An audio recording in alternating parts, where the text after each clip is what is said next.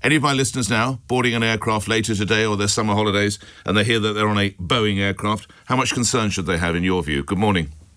Good morning, Nick. Well, obviously there are concerns and lack of confidence sometimes about flying after major incidents like this, but as you say, they're thankfully pretty rare.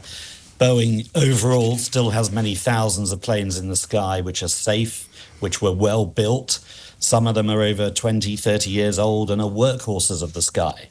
So, yes, of course, you can carry on board with most airlines. It's absolutely safe to do so. I think it's vital they get to the bottom of this and reassure not only consumers, but also other airlines that there's nothing wrong with the 787.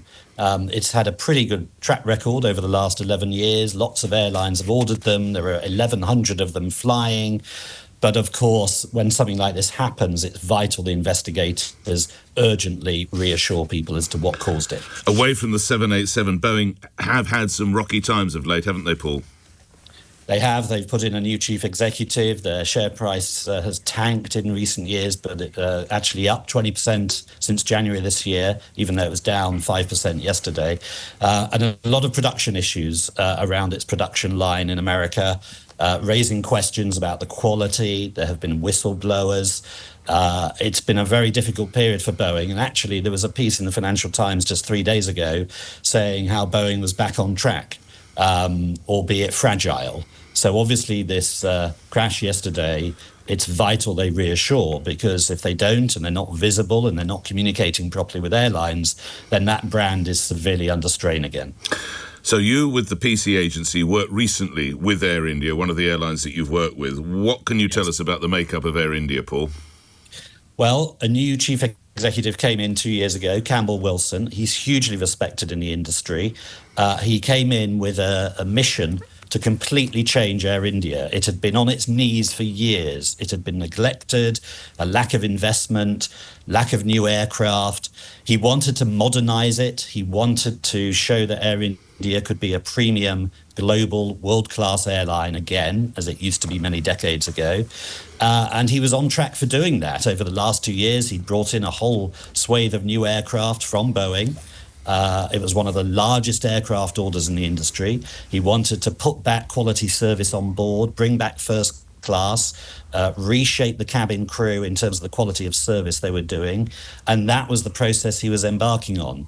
So obviously the crash yesterday has completely changed that focus to one of being able to be caring, to make sure they're offering good quality assistance and urgent assistance to families of those affected.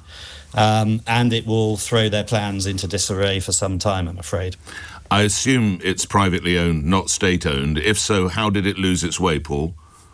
Yes, Air India is owned by one of the biggest groups in the world, Tata Group, which is well known certainly in the IT services space as well as aviation. It's hugely profitable. It's a mainstay of the Indian economy. Yes, it's a good question. Tata came in actually only recently to purchase that stake from the Indian government. So sadly, you know, as with most flag carriers in recent years, their governments have neglected them to some extent because they've had other priorities. So airlines have suffered from a lack of investment if their governments have owned them, and that's why private sectors come in to rescue them. It was on a better footing until yesterday. Now it's got to rebuild, re-engage, make sure it builds confidence again. And that's why it's vital to get to the bottom of what caused this crash. Was it a Boeing issue? Was it a hardware or software issue on the plane? Or was it some human or pilot error? That's the question, and it needs an urgent answer.